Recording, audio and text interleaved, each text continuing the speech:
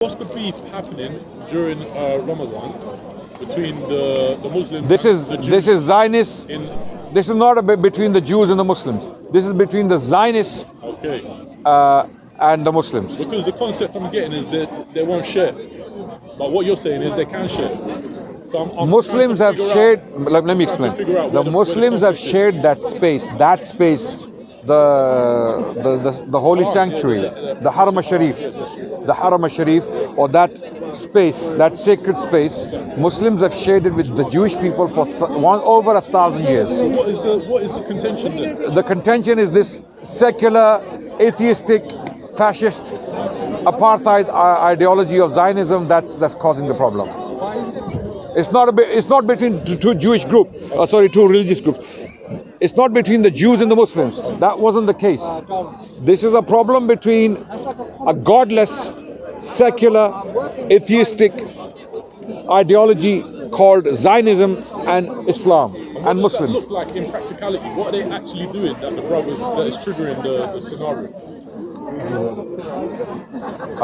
There's no discussion. Yeah. So. I wanted you to have the conversation with the Jewish. But Ben, these are questions that are relevant to you. Ben. You may be able to defend. Is he a Zionist? State your case.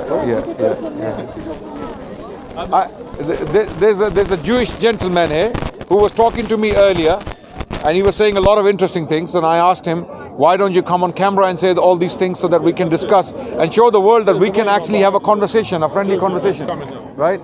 Yeah, but this guy is very disingenuous. I've had conversations with him before, this Joseph, okay? And why not about what we spoke about? What's that? The same thing. Joseph, I've had like multiple conversations with this guy, and because he's not, I don't find him to be very sincere. He's always manipulating things, and he's not very straight. The historical advice I've seen you give is comprehensive as well. No, look, if someone claims something about you, what happened with him was he claimed things about me that I claim things and they don't exist. I pulled out Hebrew sources and then their translations, and I put them in front of him. He's still not admitting that the sources say exact. Yeah, so how can you speak to someone like that? This is the problem. I wouldn't like to waste my time with people like that. Yeah, sorry, you were saying. A couple of weeks ago, some brothers from Birmingham were looking for you. Yeah. They wanted to give you a gift. They left. Okay. They wanted to give you.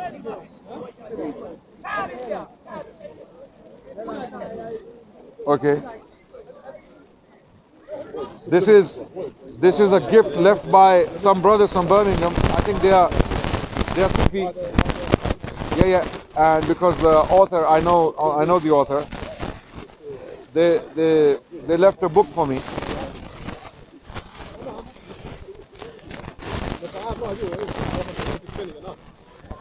Yeah. No, it's a clay method. This is a book authored by a Sufi Pir. They have a word called Pir. Pir means an elder. Okay. So he has written this book, and they want me to read it. Yeah. So I'll read it, no problem. I know exactly what the book is about. I just read the title. I know what it is. So I don't know why they left it for me. I don't know. But very nice of them. Thank you very much, guys. Whoever left this gift for me, I've received it. Thank you for keeping the amana, and I'll definitely look into it. I know what the topic is. I've read into it. I'll read again, inshallah. Thank you so much. Okay. So.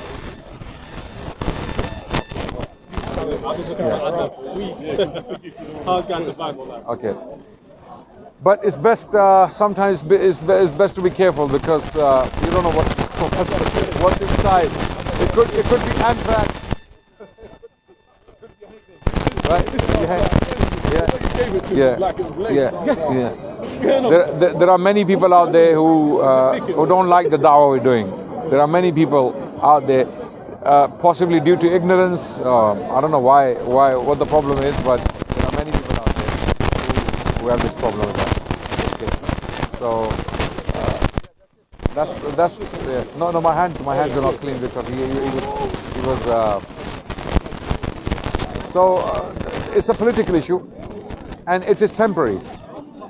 It's just so convenient that it happens all the time. Oppression can never go on for long. It will not last. What people don't understand is that all of this will disappear. This Zionist regime will not last forever. Like none of the empires in the past lasted forever. All of this system, whatever power they have in the world, will collapse eventually. It will collapse, and only Allah will rule forever. Only Allah will rule forever. So the point is, these people, they think that they kill few people here and there, few children, women and men. They think they are winning the war, they're winning the conflict. They're losing. Every Ramadan. Yeah. I don't understand it, and that's why I want to ask you, because obviously you've got a lot more knowledge about it. Yeah. But to me, it's no coincidence that every Ramadan happens. Even the Muslims are expecting it. Yeah. It's just abhorrent to me. Why it keeps happening. I don't get it. And I thought maybe if I ask you, you might give me a little bit more understanding as to what it is, or what specifically triggers that level of violence. We all know what it is. It's an illegal occupation, and here comes our Zionist friend. My hand is on. No, it's not my bleeding, it's one of the Jewish brothers who was bleeding. He took my hand and he left. Yeah, but then that blood, that Jewish blood got mixed with the Ishmaelite blood. It's a good start. It's a good start. It's a good start. Adnan, I saw you a few times on video. When can we debate historical? I'm not debating you. Are you on video? You know, stand in front of the mirror, ask yourself, why is Adnan not debating me? Why not? And you'll get the answer. Why not? I'm not debating you. I'm yet to find a decent debater in the park. I'm yet to find. I haven't found one from the Christian side. I have found them around the world. I have debated many, as you know. I'm not debating. No, I can't debate you. No, I lose before I start. I lose. Yeah. Basically, I saw Brother Adnan ask the guy called Bob here, who's an infamous Christian preacher. Bob the Builder. Yeah.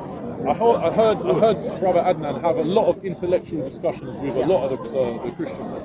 But I was coming from a position, I heard Brother Adnan touch on, that in the Garden of Gethsemane, the Christian Jesus, the Garden of Gethsemane is where Jesus prostrated to. But they don't believe in Jesus. I know.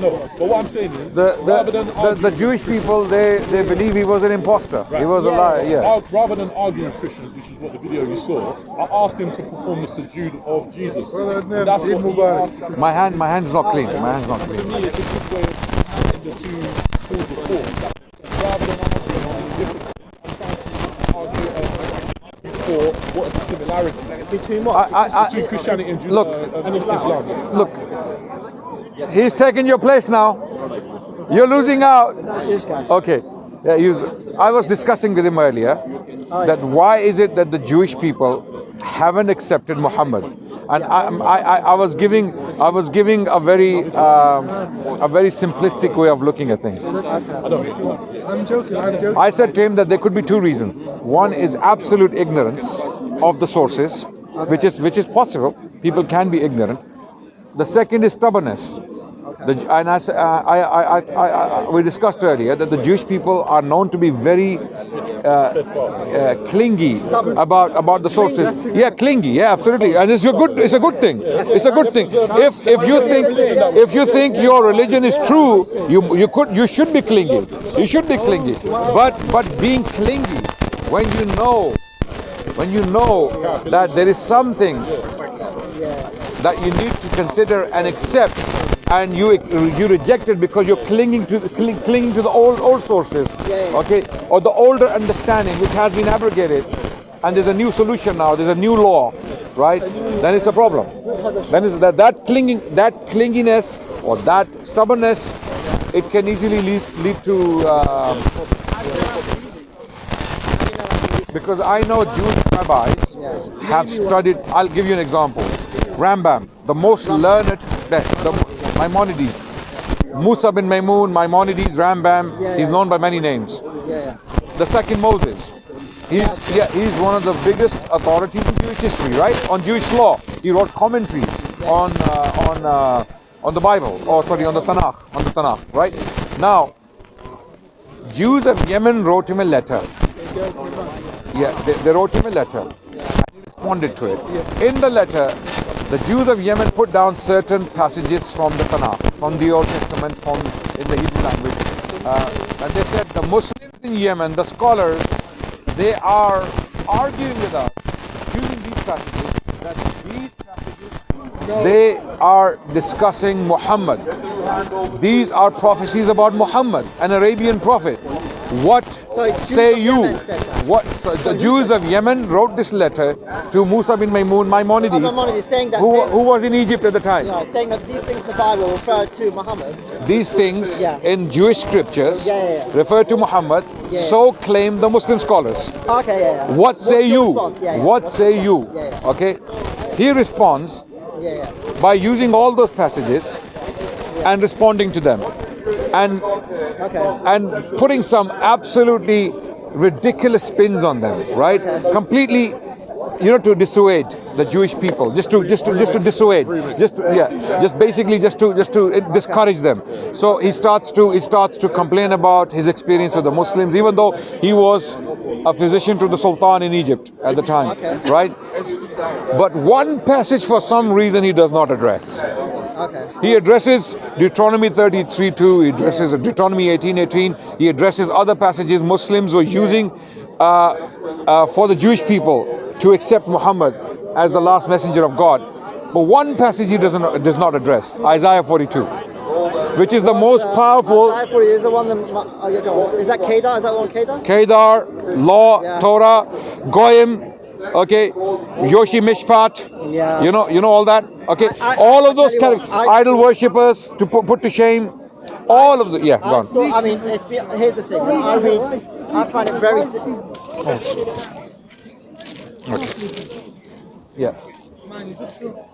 It's open. My interests are in philosophy, science. Those are my interests. Okay. Right. So when I read, let's say, the Bible or the Quran or these kind of texts, right? Very often it's very difficult for me to understand what's going on. Like my mind just doesn't click that way. You understand what I'm saying? I understand. Okay. Now. So somebody came up to me with this. It's like a few years ago, right? And I looked into it. But from what I could understand, because there's a passage before, right? That seems to say that it's talking about what does it say? It will scream out. What was the 42? How does it start? It starts that, behold my chosen one, that's right. in whom I am well pleased. There you go, Okay. Okay. It's been a while. So when it says Earlier you were not talking to me, you ran away from camera. Now you want to come in. Now you want to come in. I knew you were going to be on camera. And now that I'm talking to another one of your Jewish brothers, and my Jewish brother, because he's actually, I'm Ishmaelite and he's an Israelite. I'm an Ishmaelite and he's an Israelite. So we are related somewhere. We're brothers because we're children of God. We're children of Adam, not God. I don't know. Well, no, I mean, I don't mean literally children. I don't mean literally. We are created by God. Yes. Bro, can I show you one thing? During COVID, sorry to cut you. I'll show you just one thing very quickly. I've got to go now. Let me respond to that because I've got to go. So before you go, Isaiah 42, my brother. So let me respond to that. Yeah. So I looked at the time, and like I said, it's not really my thing. But why is it not your thing? I mean, your salvation. Your salvation depends on something. And you're saying it's not really my thing. It doesn't make sense. So what was it? The chosen. What's the word he used? The chosen one. I forgot the word. The first verse is behold my chosen one. My chosen one, beloved one, and he uses the same phrase, right? Just in the previous chapter, the same phrase to talk about the children of Israel. Yes, and the Quran says that. The Quran. No, wait. You raised a very good point. The Quran acknowledges that the Jewish people, Israelites, are the chosen one of God. The Quran tells us that they were the chosen one of God. Yeah. Adnan, I let you speak for a long time. Yes, you're right. I'm confirming. I let you land. Yeah, sorry. Right, so I talk, you let me land, right? Apologies. Okay, I gotta go after a second. Okay. So the thing is, if it uses the same phrase to talk about the children of Israel, then it makes logical sense that when it says the same phrase, it's talking about the children of Israel. So you cannot say it's talking about Muhammad. By the way, I don't think there's any evidence that it's talking about Muhammad. But let's discuss it.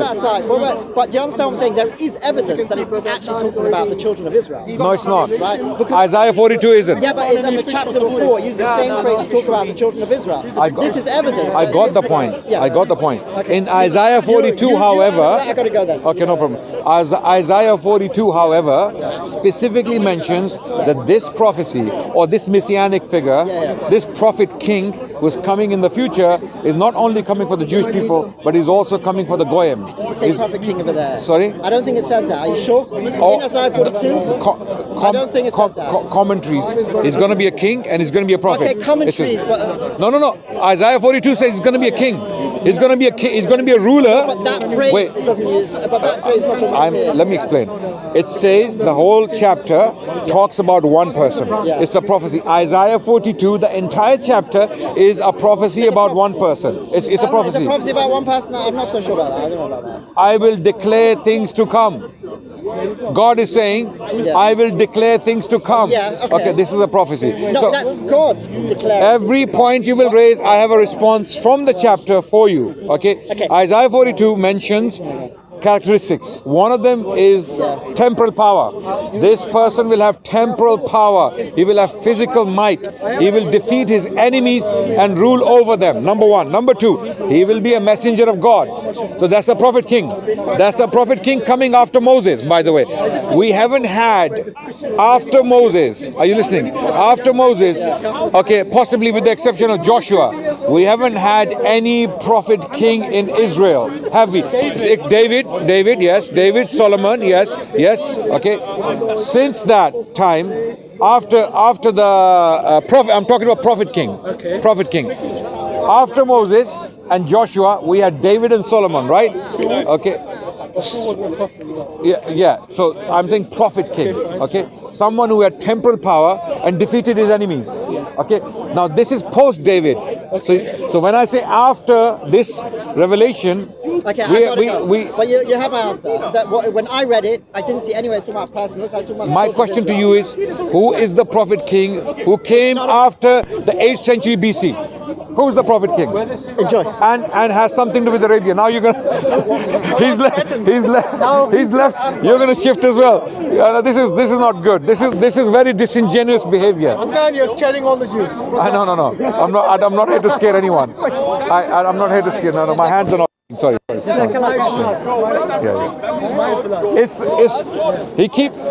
shook my hand. He was bleeding.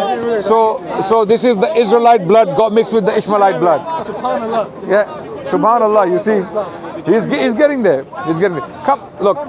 You were standing there. You were standing there a minute ago. Do a quick summary. Okay. Summary. What happened? The summary is, firstly, this conversation started with a Jewish gentleman who's called Ben. He's a young man, lovely young man, a very nice, smiley, pleasant young man. We started speaking with him. We offered him coffee. We went to the canteen. The canteen was closed. We came back and we started talking about Isaiah 42. I asked him, how can you, as an intelligent Jewish young man who has studied our sources, because he mentioned a few things, how can you not accept the Prophet of Islam, Prophet Muhammad, who is foretold in your sources? Clearly, he's mentioned as an Arabian prophet, and he mentioned the prophecies. So let's talk about Isaiah 42. We started. Sorry? Are you Jewish? No, I'm talking about Jewish people. I'm talking about. It's someone of my lineage who is being prophesied in Isaiah 42. Okay. So I'm trying to finish this conversation. So with when I asked him to come on the camera, come in front of the camera and let's have a conversation, he said no, he refused. He said, and the point I was trying to make was that we, the Muslims and the Jewish people, can have conversations. We can talk in friendly fashion and reach conclusions. But he refused. He walked away from the camera. He didn't want to be on a camera. And then another gentleman came who was speaking to me just now. When I started speaking with him, Ben came in. For some reason he came in, he wanted to speak to me. But then when he left, he's gone. So the conclusion is Isaiah 42 is a prophecy specifically for the Israelites, the Jewish people. And that includes all Jewish people. Those who consider Isaiah, the book of Isaiah, to be from God, a revelation that came with a prophet called Isaiah in the 8th century BC. That prophecy specifically talks about a prophet king who will bring a new law after the law of Moses. He will be a prophet king. And this is post David and Solomon. This is afterwards. Who is that prophet king? And then he has something to do with Arabia. Verse 11 gives the geographical location of this person. He will have something to do with the children of Kedar, or the villages of Kedar, to use the specific language used in the Hebrew language. The villages of Kedar, let them rejoice, let them celebrate. Celebrate what? And celebrate why? Kedar is an Ishmaelite. He was the second son of Ishmael according to the book of Genesis. So why the Ishmaelites? Why do they need to celebrate? The Jewish people need to answer these questions. If this is about an Arabian prophet who will come with a new law, he will triumph against his enemies, he will put idol worshippers to shame, and he will be a chosen one of God, and he is one of the descendants of Kedar like Prophet Muhammad was. If this is not Muhammad, then who is he? The question remains open. Who is he? This is an open question to the Jewish people. Isaiah 42 is your solution and your salvation, my brothers. And Selah. The location, actually Selah, is a mountain in Medina. You go on Google and type Mount Selah. Mount Selah, S-E-L-A. You will see the location. It's where the Prophet Muhammad is buried today. That was the city. That exactly next to the mosque of the Prophet. This is where the Prophet Muhammad migrated, and this is where he died, sallallahu alaihi wasallam. And he's buried there, next to Mount Selah. Why such specific references to a man the Jewish people reject to this day? Why? Why the stubbornness? Let's come together. Let's believe in the last messenger of God together, and let's enter paradise together. Open invitation to all the Jewish people in the world. Thank you so much. Assalamu alaikum. Yeah. Is it only an invitation to Jewish people? Yeah. Are you a Muslim? No. Okay, why are you? I'm of Iranian origin. Okay. No Sikhs. No problem. Religious. So you want to speak? Yeah, So this is the second, this is a new conversation. Cyrus Yeah. doesn't believe in God. Do you believe in God? Yes, maybe not in the conventional